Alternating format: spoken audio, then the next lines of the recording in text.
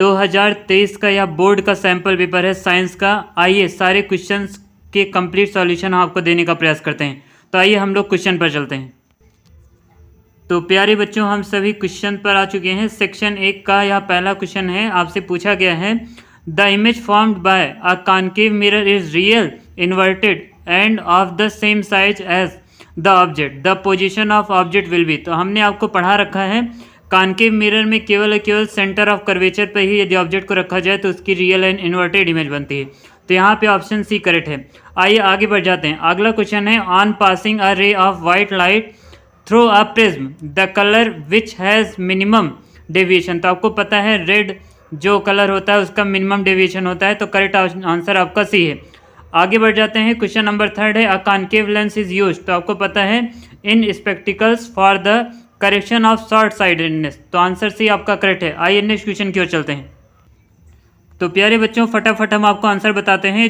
4th का answer आपका सी होगा और 5th का आंसर आपका बी करेक्ट है, यहाँ पर आंसर है। और 6 की ओर हम लोग बढ़ जाएं तो जहाँ पर फिजिक्स से ही क्वेश्चन पूछा गया है the magnetic field inside a long straight current carrying solenoid. तो आपको पता है जब भी हम लोग सोलेनाइड की बात करते हैं तो सोलेनाइड में जो करंट है वो सभी जहाँ पर सेम रहती है, इसीलिए ऑप्शन हम लोग बी को सही मानेंगे। तो ऑप्शन बी यहाँ पर करेक्ट है। आइए नेक्स्ट बढ़ जाते हैं। यहाँ पे इन्होंने क्वेश्चन पूछ रखा है the frequency alternating current supply in India. तो आपको पता है आंसर आपका बी यानी 50 हर्ट्ज जाएगा। आगे बढ़ जाते हैं। तो आर्सेनिक आपका याद रहे आप लोग को कि आर्सेनिक जो एलिमेंट है आपका ये मेटलाइड होता है। आगे बढ़ जाते हैं। प्रोपेन का फार्मूला आप लोग को पता है। तो यहाँ पर हम लोग ऑप्शन नंबर ए को लेकर आगे बढ़ेंगे। नेक्स्ट क्वेश्चन है, यहाँ से पूछा गया है कि टाइप ऑफ रिएक्शन बताना है। तो ये जो है ये आपका डिस्प्लेसमेंट रिएक्शन है।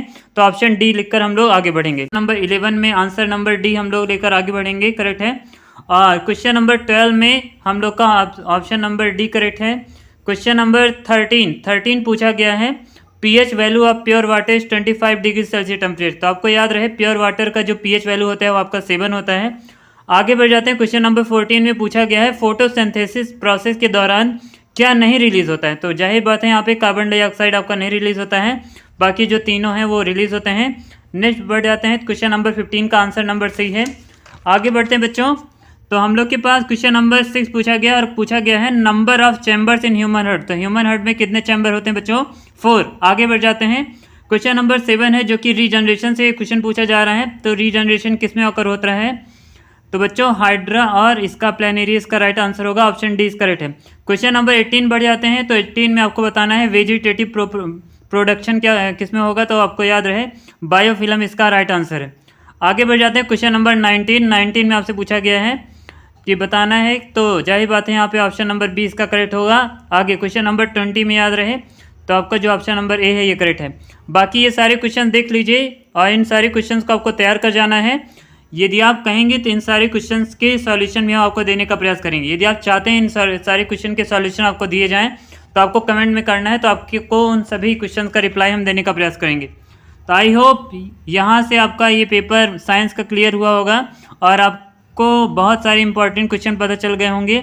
आप सभी अपनी तैयारी जमकर करते रहिए। प्यारे बच्चों, यहाँ पर क्वेश्चन नंबर 23 का सॉल्यूशन दिया गया है इसी पेपर का। एक बार आप इन्हें देख लीजिएगा। प्यारे बच्चों, यदि आप तिवारी सर से पढ़ना चाहें, हनुमान क्लासेस में पढ़ना चाहें तो दिए हुए कॉन्टैक्ट नंबर पर अविलंब संपर्क करें। जय माँ भारती।